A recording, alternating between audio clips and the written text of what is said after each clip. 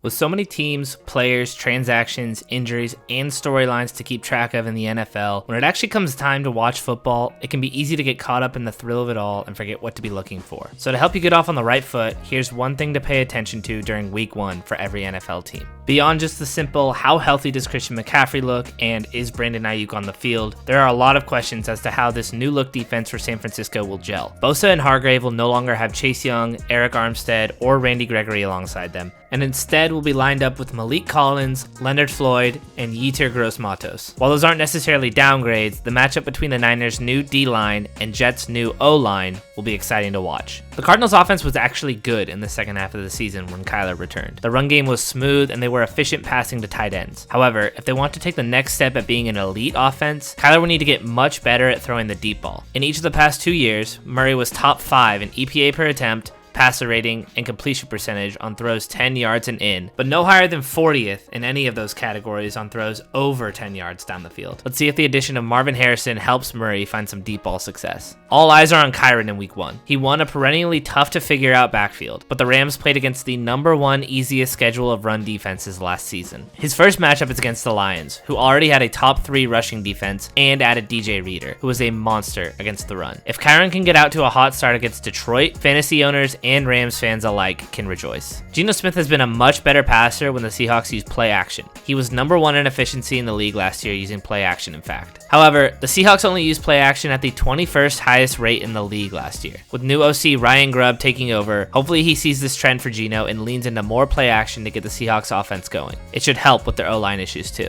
The Bills wide receiver room is on the fringe of garbage, but their tight end room is one of the best in the league. They just paid Knox and Kincaid is looking for a year 2 bump. In the first 5 weeks of last season, before injuries occurred, the Bills are using 2 tight end sets at the 2nd highest rate in the league, and their passing game benefited tremendously from it. Look for how much the Bills send out their 2 franchise tight ends together to see if they're aware of what works best for them, or if they instead try to force it to their lackluster receivers. Tua's average time to throw was 2.21 seconds last season, 2nd fastest in the league, down from 2.49 in 2022. The Dolphins purposely did this to protect him from pressure for health reasons, but also because he's terrible at handling it. If Tua is still getting rid of the ball at lightning speeds, then we'll likely see a repeat of last year's Dolphins offense. However, if Tua is holding on to the ball a little bit longer, maybe they're trusting him and their O-line to let routes develop a little bit more in an attempt to evolve. Either that, or they just forgot that that's what he needs to do to stay healthy. Aaron Rodgers' return and ability to avoid tearing an Achilles is what most people will be focusing on, but Breece Hall is another key piece of this offense that needs to get going on the right foot. Breece is a massive big play threat, but 24.7% of his carries went for 0 or negative yards last season. If Breece is turning out at least 2 or 3 yards on every rush, he'll be as much of a monster as advertised. There's so much turnover and so many question marks with the Patriots that it's hard to pick one thing to look at. It's new offensive coordinator Alex Van Pelt's job to sort through this team's offensive mess and create an identity. In the offseason, Van Pelt stated that he's excited to leverage Drake May's capability to make NFL-style, middle-of-the-field throws and utilize his prowess in play-action situations. While it may be Jacoby Brissett to start off the year, look for how often Van Pelt has his QBs use play-action and if he decides to be aggressive on early downs or conservative. The former will be a good sign. The Commanders had the league's worst havoc defense last year, meaning they had very few sacks and takeaways. The Cowboys defense, meanwhile, led by Dan Quinn, was the best havoc defense in the league the past 2 seasons. While all eyes will be on how Jaden Daniels commands this offense, take note of whether or not this defense full of new pieces can generate a few takeaways and put some pressure on Baker Mayfield in week 1.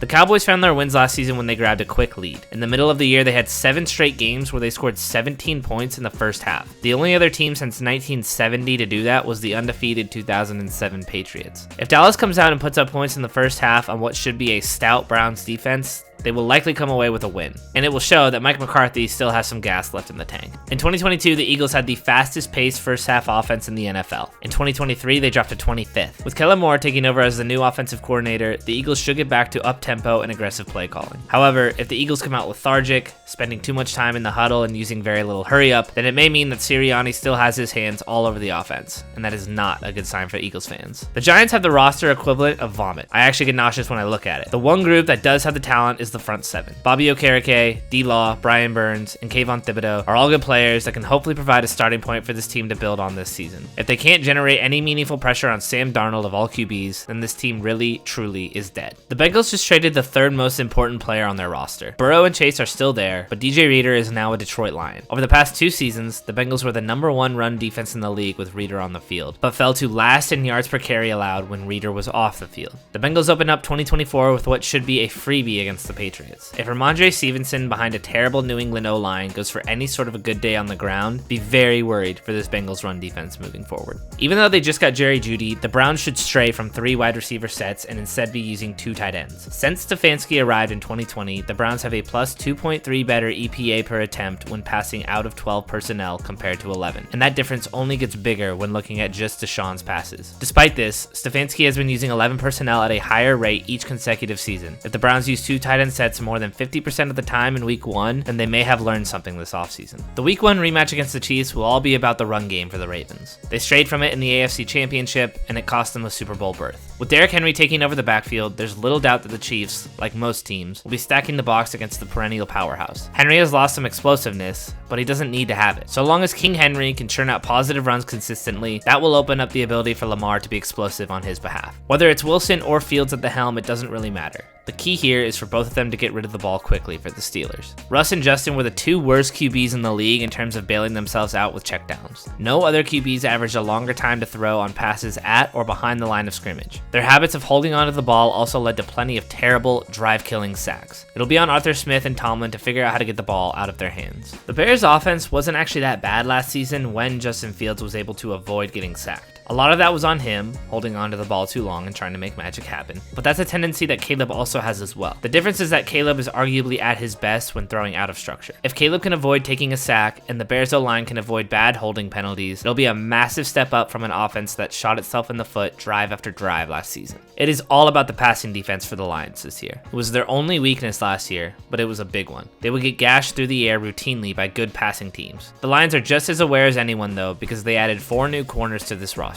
If the Lions want to take the final step into the truly elite tier of teams, they'll need their new secondary to gel. Their week 1 matchup against the Rams will be a great test out the gate. The Packers were a tale of 2 teams between the first and second halves of the season. A big key to their offensive success was their ability to generate explosive plays on drives. From weeks 1 to 9, they were last in the first half drives that featured an explosive play. From week 10 on, they jumped to 3rd. If the Packers are popping off for big plays at least once a drive, then it's clear that they're picking up right where they left off from last postseason. A lot of people think Sam Darnold could have a Baker-esque resurgence in Minnesota, and the reason why that is because Kevin Connell knows how to make things easy on his quarterbacks. Nick Mullins ranked #1 in the league last year in EPA on early downs. Part of the reason it's so easy is that O'Connell uses play action at the highest rate in the league, as well as the 9th highest rate of motion. Watch for how much of this the Vikings use out the gate, and how Darnold performs when these fakeouts occur compared to when they don't. The Colts got off to great starts last year, and it was the key to them winning games. Indianapolis was 8-0 when leading at halftime and 1-7 when trailing. When Shane Steichen establishes and executes a game plan, it translates to wins. Just look at the Eagles' first half offense in 2022 for more proof. If the Colts can come out and take a lead in the first half against their division rival Texans in week 1, it'll confirm Steichen has stayed in the lab this offseason. The Jaguars must not have the latest gloves in their clubhouse because they can't seem to grab the ball. Last year, Trevor Lawrence lost more EPA on incompletions due to receiver error than any other QB. But Lawrence isn't in the clear either. His 21 fumbles the past 3 seasons is more than any other player in that span. The Jaguars need to catch and hold on to the ball in week 1 against the Dolphins, or else they'll get torched. Any drops or fumbles I will consider an L. The Texans had the best run defense in the league last year. However, they lost key pieces to that in Sheldon Rankins and Malik Collins. The new pieces on this line will face about as tough of a test as it comes in the Colts rushing attack week 1. If the Texans can hold them under 100 rushing yards, that will be a massive win for this reshaped D-line. The Titans have been incredibly predictable on offense for a while now.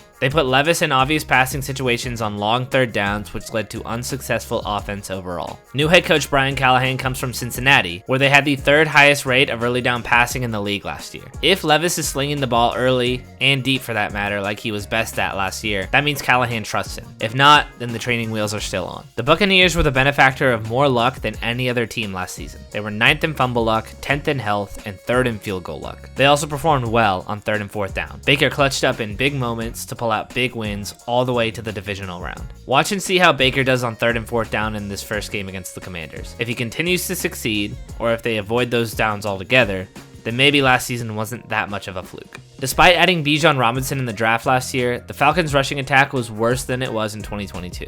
Not only that, but the offense actually performed better over the course of the year when Bijan was off the field compared to on it. I know that Ridder was awful, and although I do worry somewhat about Kirk, the passing attack will improve no doubt. But if Bijan doesn't put up a good performance in the first game against Pittsburgh, I'm waving the yellow flag early.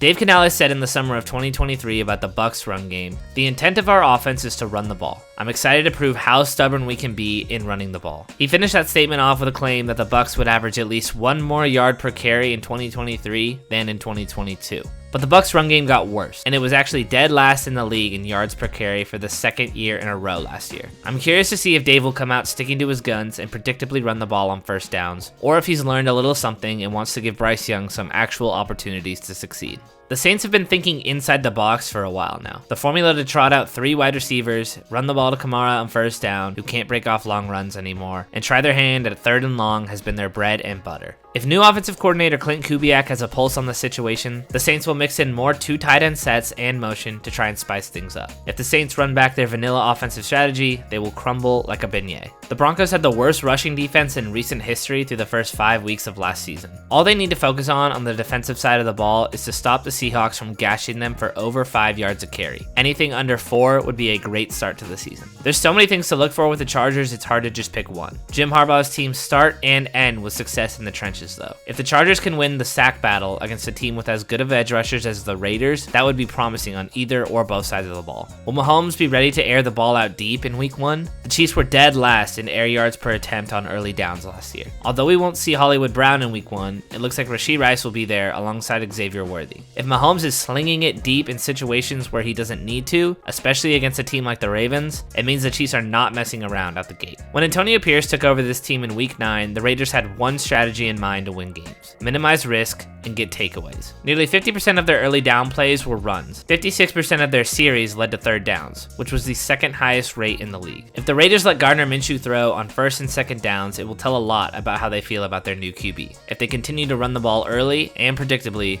it will be a long season for Vegas on offense.